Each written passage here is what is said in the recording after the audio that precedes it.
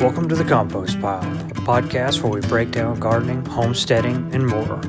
Join your hosts, David Poole and Aaron Barnhill, as they pile up information and break it down so that you can be more successful in the garden.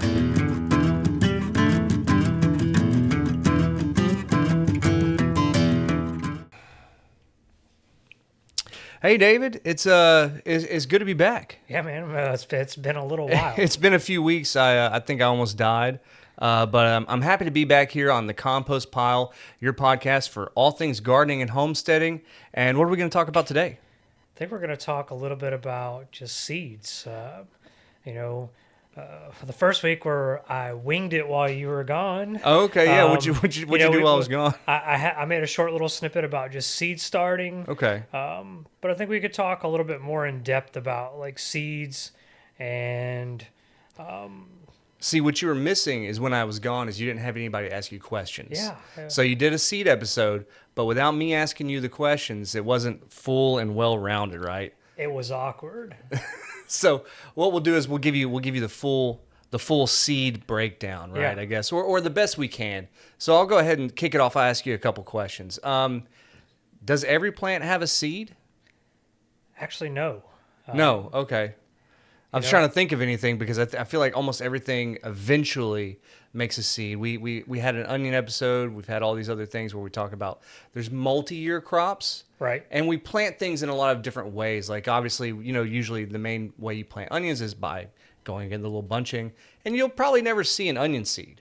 You can buy them, but I know that they make seeds. You can buy them. They're a pain, so a lot of people don't want to deal with them. They're so small.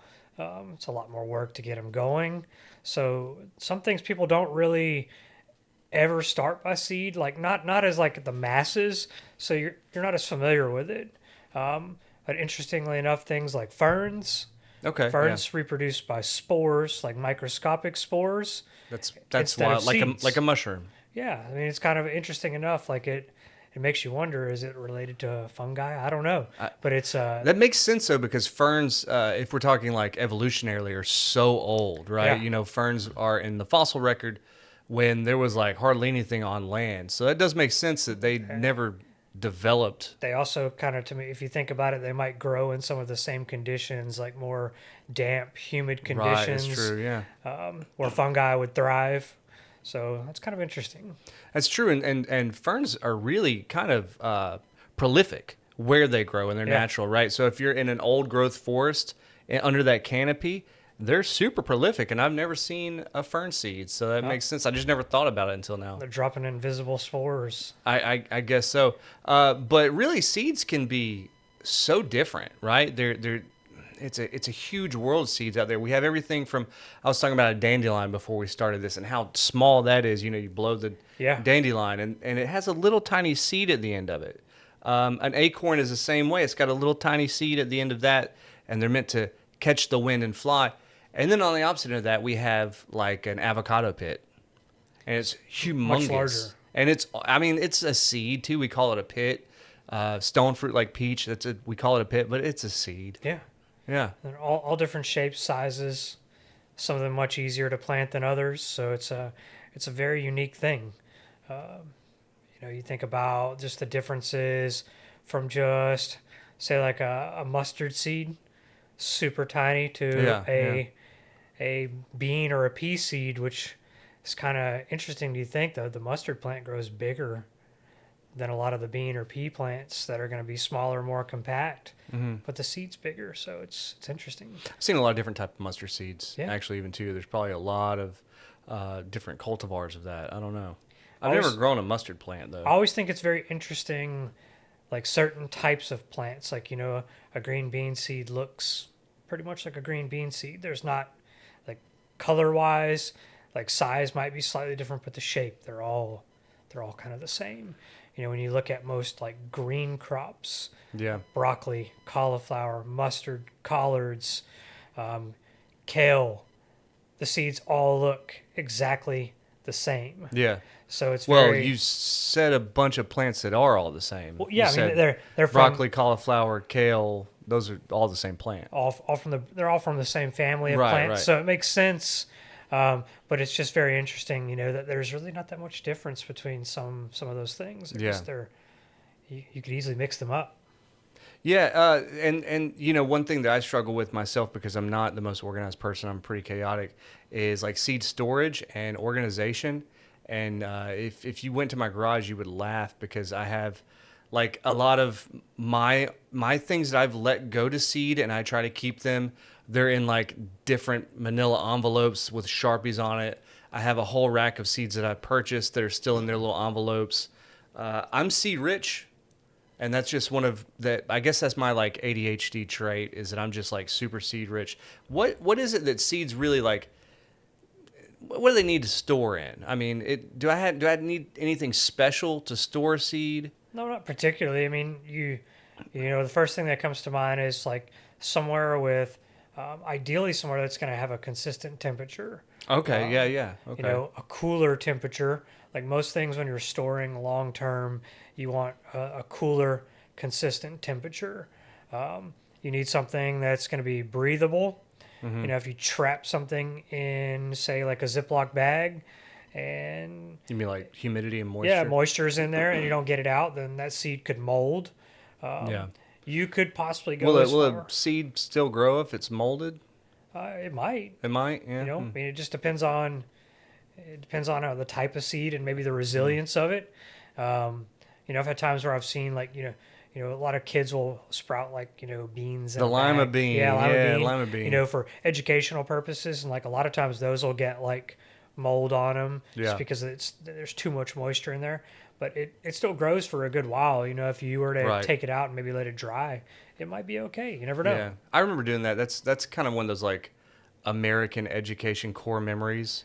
I I don't know if you had the same one as Ex- me, but I think in first grade, you take the lima bean, you put it in a damp, Yep. like, paper towel napkin, put it in a Ziploc, put it in the window of your classroom, and just kind of wait for it to grow. It's interesting enough that topic has come up. We just donated a bunch of seeds to the Giving Field Okay. at St. Anne's in Beaumont. They're Yeah. doing an Yeah. activity for a community-wide event, doing that exact activity It's timeless, for man. This, kids. yeah. It's cool. It's important. It's teaches you a lot about the needs of a plant and Yeah. getting started. It's really fundamental, and it's a core memory. Speaking on that, and we're kind of talking about how seeds are all super different. Does that play out in the ways that we get them to sprout and germinate? Can you clarify your question? So essentially, here's what I'm saying. I struggle with germinating certain things, Okay. and I've found tricks to different seeds, and I'm just wondering if there's a universal secret to germination. Uh, Typically, because I've never been able to successfully germinate an avocado pit, right? But I've never been unsuccessful in germinating basil. I think overall you've got your three kind of universal things that all plants need. That we've talked about it many times before. You have water, you have temperature, and you have light. While not a lot of seeds need light to germinate, like lettuce being one that needs light to germinate, Yeah. but you need to have proper lighting right out of the gate to have a strong seedling. But more importantly, you need the right temperature and the right moisture content. And so when we started doing seed starting this year and doing workshops and such, I thought back to my failures last year here in this particular spot we're in right now. I started seeds, did all the things that I've known and done, and the temperature variable was uncontrollable in here. It was cold It was outside. winter, right? It was Yeah. winter time, and while I thought it was warm enough in here, this old house has really, really thin floors, and that cold air coming up from the bottom and underneath the house was just enough to keep the seedlings from germinating. Really? Wow. Okay. So, And if they don't germinate in time, they're kind of sitting in moist soil, yeah, then and then they'll develop can a lead to fungus or and rot. anything else. Yeah, rot. So you kind of have to understand the location where you're going to start and think about consistent temperature, warm temperatures, Because most of your seeds, they're going to want like a lot of them are going to take like 75, 85, 90 degrees to germinate. Is that why Eh, people put like heating pads Yeah. under their seed trays and So that's stuff? how we Yeah. rectified our problem here. What we did is we put a heat mat. They're very inexpensive to get, and you can buy them now, or you can chain them together. So Oh, if you cool, have cool. a shelf or something, you can have them on multi-shelf. So that's kind of we ended up creating or getting a Yeah, shelf. I passed it when I Yeah. came in here. It looks really nice. Yeah, and it's also like really amazing how many seeds you have going and germinating in such a small Yeah. spot And too. that heat mat was the key thing for getting those to germinate, where a lot of people, they'll get spotty germination. And a lot of times it comes down to temperature. And secondly, it's going to come down to moisture. Right. And one of the ways that we fixed that this season is we put a solid tray on the bottom, and every seed tray should have good drainage.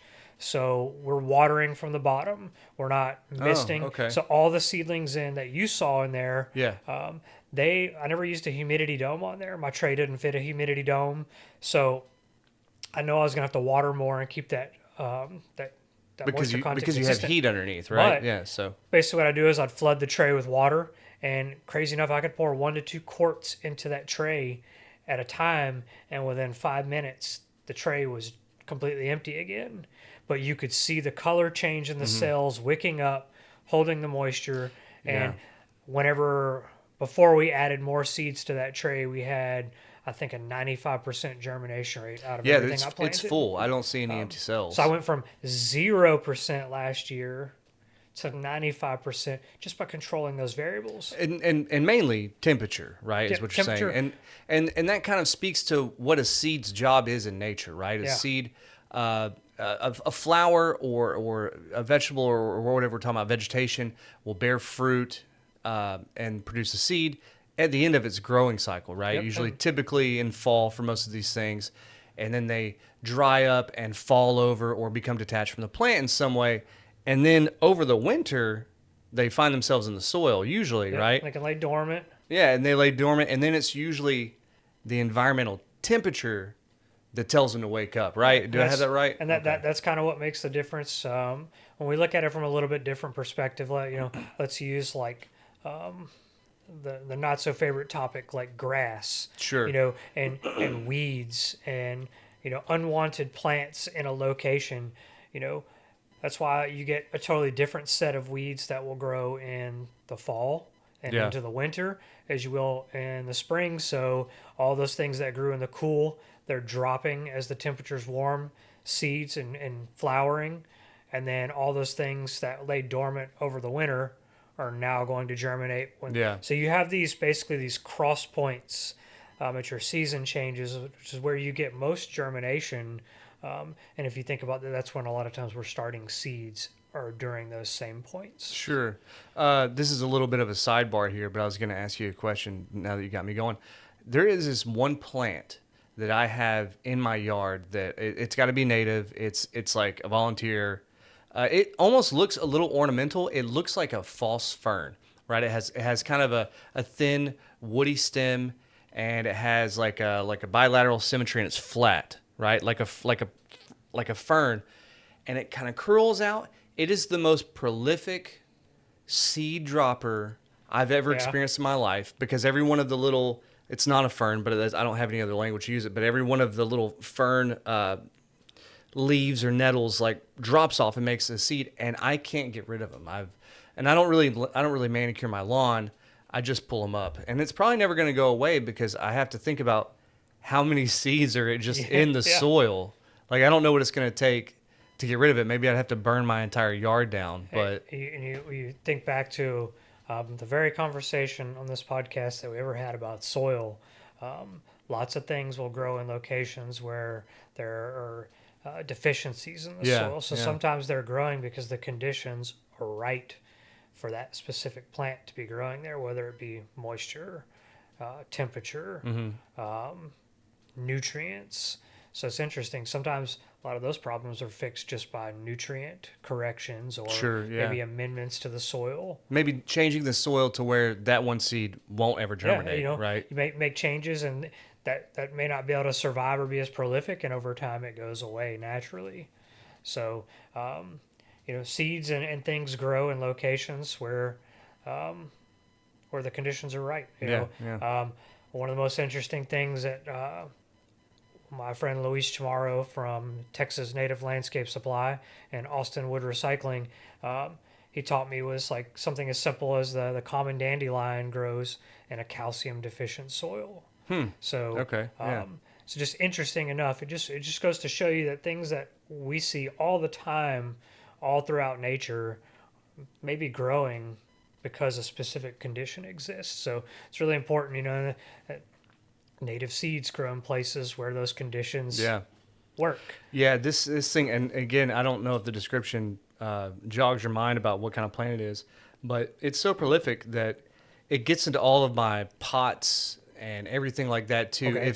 If something isn't taller than say 2 foot in my yard, it will probably get one of those little suckers growing out of it. It's so strange. I bet I know what you're talking You about. probably do. but- You could probably yeah. show me. We can show me later. Yeah. But we'll get back to topic. Like I said, that was a sidebar.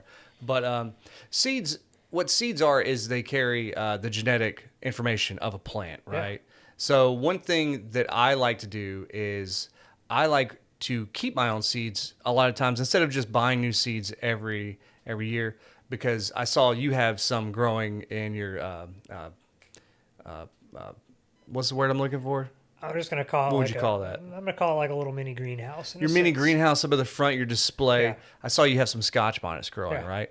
I grew some Scotch bonnets 2 years ago, right? I got some Scotch bonnets at HEB, right? They come in a little plastic little container. Yeah. It's about $5 for them. I wanted to make some jerk chicken, and I saved 2 of those things, and I dried them out because I know how to germinate. I know how to save these seeds, and then I took the seeds out, waited all winter and germinate them. And those suckers are super hardy. They're super great for our zone 9. Yeah. And they work. And every year since, I've kept those seeds, because I want whatever that genetics is. So I think it's important to always remember too, like, you have to know your variety if you're going to save those seeds, because not every seed can be saved to get a clone of the parent plant. Right. So Scotch bonnet, or you need to make sure you're saving heirloom varieties Yeah. So you mean or open pollinated. So you mean once I varieties. plant that seed and the plant grows up over the season, will cross pollinate and make a new seed? No, like so, you have varieties that have been around for a really long time. Yeah. Open pollinated or heirloom varieties, and when they produce a seed and you replant it, you're going to get a true replica of Okay. that Okay, I see. specific plant. Whereas if we look at what are very, very commonly used, especially like if we were growing tomatoes, they're more commonly used because they're more suited to the environment and the conditions that we have right here. You have your hybridized seeds, and hybridized seeds are essentially, you have 2 open pollinated or heirloom type varieties, and they are basically cross pollinated Okay. by man. So it's not a natural process, but they're mimicking the natural process that would happen in nature. But it takes a really long time But for a new open pollinated an variety abomination is to what you're naturally saying. happen. So one that we sell, and sometimes people think that I'm full of it, but there's a particular cucumber that we sell at Big County Feed.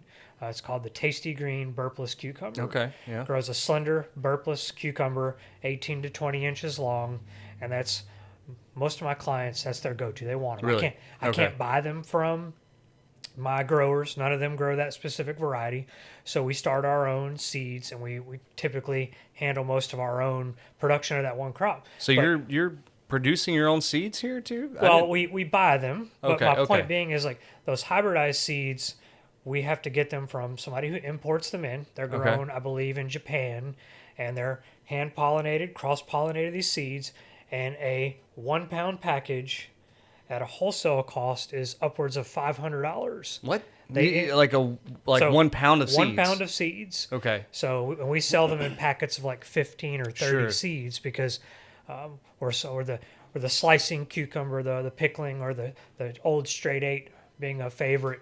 You Yeah. could buy a tablespoon which has 300 seeds in it for $1. Right, You right, right. know, Yeah. that same scoop of these hybridized seeds might be $20. They're crazy expensive, Yeah. and that's because you have to think about all the work that's happening every year to produce these hybridized seeds by cross pollinating, and they're doing this so that they're getting the Hmm. good traits out of two really good varieties.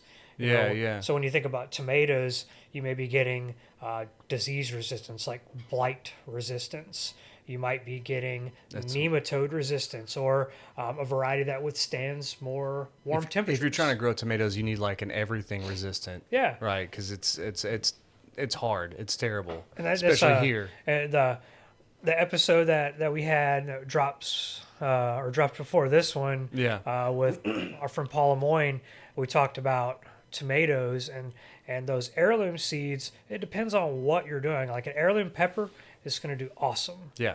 An heirloom tomato will do awesome, probably in a lot of places, but not so much here. There are some that will do well, but a lot of them, like Paul's favorite tomato, he said is the brandywine tomato. That's a But it's lot of people's but favorite. it's Yeah. hit or miss on whether he gets a viable crop out of it because they're just not suited for the environment. So that's where hybridization comes in and can really make a gardener more successful, depending on what they're growing for. So to follow up a couple times about this, so we're talking about this the burpless cucumber that you were talking Yeah. about that comes from Japan and all that, and it's hybrid, and I understand that they're putting two different cultivars together to make this type. Now, if someone buys that seed and then grows that cucumber, can they then harvest the seeds from that, and it will be? They could, but it will not be if they planted them and it grows, then most likely It will be like one or the other. it could be one or the other, Okay. or it could be something slightly different. So it's kind of you know? uncontrolled, right? You Yeah. don't really. It's a non-guaranteed genetic almost Right. of what you're happening. Okay, So and that's that why kind of makes sense. So Okay, those seeds that they make that cross pollination to provide you with that seed, yeah, so that you get exactly what you're looking for. and they're doing all of that. That's a lot of work actually. So That makes sense. That's yeah. why a lot of times when you go and you only find tomato seeds in most places in packets. Like Right. people always come there like, why don't you have bulk tomato seeds? Well, that same packet that you buy at the store of like celebrity Mm-hmm. tomatoes that's like $2 or $3, I can buy one that has 1,000 seeds in it for $250 or $300. Right, and you break it down. Yeah. And then so that same packet, you're like, wow, that's crazy. Like, so that's why you don't find people buying or selling bigger quantities very often, because it's just so expensive, and the Yeah. average person can't grasp the cost of some of these seeds. Yeah, I mean, I've never really grasped it either until you've kind of lined out this process with, someone taking two entire whole crops, which is a lot of work in itself, right? You have this entire crop of cucumbers over here, this entire one, and you have to cross-pollinate them. Yeah. And then allow that to go to seed and then harvest that seed. That is a lot of work, actually. Yeah. So it's some plants are going to be easier work than others. But with a cucumber, I can imagine that'd be a lot of work. There is one more category of seed when we're talking about types of seed, and like this is often, it's a controversial type of seed, and that's like your GMO or your genetically modified organism or your genetically modified seed. So that I have to ask you about that because I have a big problem with a lot of these terms because they're not well defined, Yeah. right? And GMO is one of those things that to me is not very well defined. If you're talking about a seed that has been manipulated on the genetic level through individual manipulations, I would call that like bioengineered or something. I mean, because- essentially, yeah. Yeah. So what those are, and to clarify, a genetically modified seed, you're not going to go anywhere around here to a local independent store or a big box store and find a genetically modified seed. Yeah, but you find but the people- products of them all the time. But people ask all the time, clarifying these are not genetically modified. Genetically modified seeds are, I want to say they're regulated, but they're controlled because they're grown for large scale agriculture to help mitigate some of the problems that Right. exist. And Like, they're usually copyrighted as yeah, well. yeah. I mean, so one of the common ones is you get corn that is resistant to earworms, Right. and that's because it's been genetically modified. I don't know the specifics because I don't research. Because I don't it's care enough because it because doesn't affect me. that's genetic biology. Yeah, It's very, very complicated. but Yeah. it's those things are created in a laboratory to help mitigate certain Right. problems that we have as a home gardener, but they're things that we can take care of much simpler than Yeah.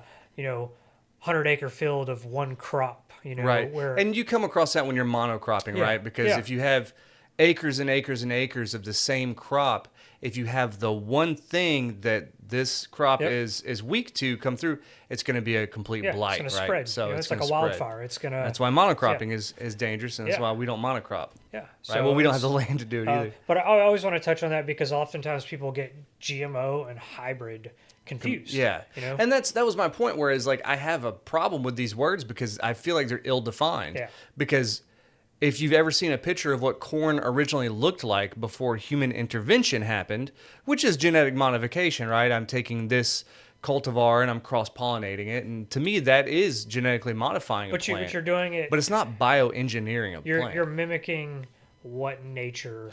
Right. So it could happen in nature, but it would have to happen over and over and over again Just perfectly, yeah. to get that variety to become a open pollinator where like that seed produces the Yeah. same every single time. And and I'm going to ask you a question. I know you don't have the answer. It's just going to be an opinion. But why are people so afraid of GMOs, right? The way you explained it is actually pretty innocuous. It's they probably turned one gene off that it expresses itself for a worm, but I think one of the things that most people will or get turned off about GMOs because it's the most common they know about is crops that are genetically modified to resist glyphosate, which is okay. better known as Right. Roundup, Roundup. or the traditional weed killer. So there's crops that are being So they're being genetically modified to withstand toxic chemicals that will enter our body. yeah, and so That makes a lot of sense. that's where people get afraid, and Yeah. rightfully so because for me, like growing food, I do it because I can control the variables. Right. It's a fun hobby, but at the same time, what I produce tastes better. I know what went into it. I can control as many variables as possible. Sure, you know what's in the So soil. I think that's why people Yeah. get scared of a GMO seed. Let me ask you something. Have you ever had a grapple? No, Do you know what a grapple is? no. It's a genetically modified fruit. Okay, a grapple is so apples are really popular with like kind of bioengineering and stuff, and there's almost like a arms race for who can make like the sweetest apple. There's like now there's Galaxy Crisp, Cosmic Crisps, and all that. A grapple, I don't know who did it, but a grapple is literally an apple that has a grape flavor profile. It's so sweet, it's like a grape. And they're very expensive. They usually come in a 4-pack, That's right? how I feel about the cotton candy grapes. It's I think they're it's terrible. it's Like, really similar. I'm not a big fan of it because I like tart apples, Yeah. but I was just Yeah, wondering. same. So I'm just kind of pointing that out that sometimes people are genetically modifying or bioengineering, sometimes just for a goof, right? Yeah. Just to change the flavor profile, almost like the same way people want to make glowing shrimps and trying to make fish. the consumer happy. Yeah. And then speaking about apples, I have another thing that I feel like we need to talk about too. Is although I let my Scotch bonnet, dry out and harvest the seeds of these Scotch bonnets, I would not do that on everything. Typically speaking, there's one thing in my yard that I never save the seeds of, and I have an improved Meyer lemon, right? Right. I don't ever save the seeds from that because I know that in one lemon, it might have, let's say, 10 seeds, and each of those 10 seeds are going to produce a totally different lemon, right? So there's really no point to do it, and that's why all of the citrus trees are grafted, right? They're not grown from seeds. Well, yeah, I mean they're taken from cuttings, Yeah, and most of the time they're grafted to a sour orange rootstock. a rootstock. So that and it's kind of like hybridization. It's giving you tolerances that For the root, for the rootstock. so The Meyer lemon used to be one of the only non-grafted citrus trees, and now there's the improved Meyer And that's lemon, what I have. and you Yeah. see all those being grafted for better cold Right. tolerance, and just more hardiness. And then going back to we're talking about grapes and apples. We'll start with the humble Washington apple. Do you know why the Washington apple is called the Washington apple? So that apple is named after a tree that was found on Old Man Washington's farm. Okay. Because every Washington apple that you've ever eaten is a genetically identical thing. They all come from one tree. The tree was grafted, and that tree was grafted, and that tree was grafted, and that tree was grafted. So it's essentially like you're cloning, You're essentially. cloning, Yeah. right? Because that's the thing with apples is when Johnny, and I love to get off on tangents. I think it's one of the best things about having me on the show. But when old, Johnny Appleseed went across the country spreading apple seeds, it's easy for us to imagine that he's doing it to spread delicious apples for prosperity, so everyone would have something to eat all the time. But if you just spread apple seeds, there's no guarantee that any of them are going to taste good. And actually, most apple trees that come from wild seeds or random seeds taste very bad. Well, and They're very sour. most of those stone fruits like that need Yeah. they need a cross pollinator. They need something. Yeah. So that could change the flavor, the profile really easily. Yeah, and it just goes to show you that like not all seeds are the same, right? Even though I save my pepper seeds and they basically produce the same delicious pepper every Yeah. time, it doesn't work with an apple. And so before we got started today, I mentioned this to you, and I'll bring it up. Some seeds serve no purpose at all. Okay, yeah. When we talk about, some people really love their lawn. Yeah. And you find commonly people will come in and they want San Augustine grass seed, and they're like, well, it produces seeds. I've Yeah. never seen one, but It will produce these little stalks, and it looks like they have little teeth on the edge, and those are it's kind of like the seed. kind of like switchgrass. Yeah, looks, it's kind of the but it's on the blade. Okay. It's kind of thicker, but they're sterile. They don't produce a viable reproducing seed. So it's like a mule. yeah, It's sterile. the plant grows and reproduces by stolons and rhizomes. So not every plant produces a seed that in turn reproduces the plant. Now that particular example, there's probably a lot of hybridization in there. Yeah. And who knows what else, but it's just something interesting that I always.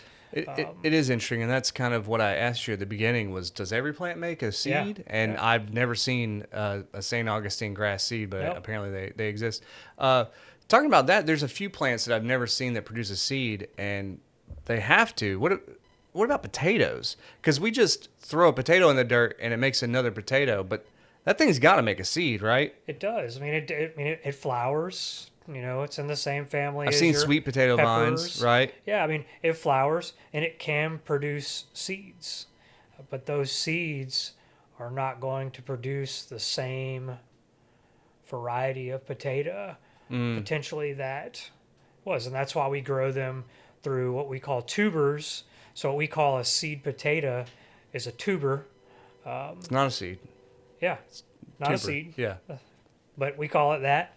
And that's what we used to grow, because if we did harvest and plant seeds from a potato flower, most likely we're going to get a different cultivar. And that's what's often done for like growers and producers. They can do that to potentially work on and produce Kind of new experiment. cultivars. Yeah, experiment. Experiment, See, yeah. maybe find the next best thing. Huh. And that's oftentimes what happens with different seed varieties. Just in the 20-something years I've done this, there's certain varieties of corn that were very, very popular, that were always the go-to, that are no longer there, like hybrid sweet corns. Right. The number one hybrid sweet corn we sold forever was Merit sweet corn. Merit? Yep, Merit. Yeah, And okay. it does not exist anymore. It's been replaced by something newer and greater. So the seed world is always changing. I mean, there's so many varieties of so many things out there. Yeah. I will say this real quick. We're probably getting to the end, but we'll wrap it up. But one of the last times I went to buy seeds was last spring, and I was in M&D, right? And I saw a couple of seeds, and I asked the person in the garden section about it, and it was an older lady, and she had about 14 different conspiracy theories for me. She was like, "You better buy all these seeds right now." I was like, what do you mean?" She's like, "I don't think they're gonna sell seeds next year." I said, "What do you mean?" And she started getting into Monsanto and all this, and she was pretty convinced that there wouldn't be any seeds for sale the next year. Is there any merit to that? Is there a consolidation or a dwindling of seed availability? Not that I've found. I mean, um, we buy seeds every single year. So um, this is a common problem, that you have as somebody like myself who's a seed seller. Yeah, yeah. So unless you retest your seeds, specifically in the state of Texas, every year, we get a bag or you get a small packet of seeds. Those seeds they're stored in that packet. They're open to the air. Over time, there's no guarantee they're going to grow next year. So they have a test date on there. And unless you retest them next year, I can't sell those again. Huh, okay, So, okay. we have to rebuy our entire seed table every single year because we don't, we can't send that back. We could ask our vendors if Sure. they had a lot number and did they retest it, if they had any. But most of the time, that's not available.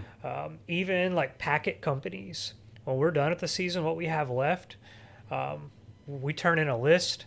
They provide us a credit towards next year's seeds, and we donate those to a nonprofit. Really? Okay, that's or interesting. Somebody's doing something like a community. Right. They can't physically test every lot number that they have because the price of seeds would go up. So it's kind of crazy to think about how many seeds potentially go to waste out there, and that's one of the reasons why every in-person class I have, or like I was telling you Kinda about, give like some seeds away? the giving field doing something. Yeah. Those seeds were destined for the trash. So because I legally can't do anything with them, so Interesting. providing them back for kids to learn. So I feel like I'm getting some inside knowledge right and now. my point to this is that like I've yet to come up to a year where like my vendors were like, "You better stock up. There's not going to be any Really? seeds." Every once in a while, there's like, "Hey, there's not going to be any of this year." It was This one particular thing, right? This one was what they consider a crop failure. It didn't produce Sure. enough to go to market, so they probably saved the viable stuff to replant, and better chance next year. Yeah. So conspiracy busted, right? I say so. Okay, but, that's good. That's good to know. That's good to know. yeah. Yeah. So- Well, I mean, I think that's about as much seed talk as I can handle right now. If I go on any longer, I'm going to start losing some of the information that I've gathered. Yeah, I think one of these days we're gonna circle back to this topic in a sense because I want to ask you questions more about like how you save seeds, and maybe when we get into talking about some preservation of Okay, yeah. like dehydrating and I've got some a things bit that of. might touch on the culinary world, which you know more I about. do. than I have a bit of experience with that, right? Yeah. And it's a little folksy too. But So I know we it's not didn't lot of talk a lot science. about like how to prep and save seeds, but I think that's another day. That's another totally day, fine. another time. We'll leave this one here. Do you have a sneak peek at what next episode's going to be about? I think we're going to talk about, because it's, right now it's first week of February. Mm-hmm. So around Valentine's Day is potato planting time. Okay. So we got to do a little talk about potatoes and those tubers we talked about. Oh yeah, those tubers. Those All right. tubers. Well, we're glad you came on by, and we'll see you here next time. Later.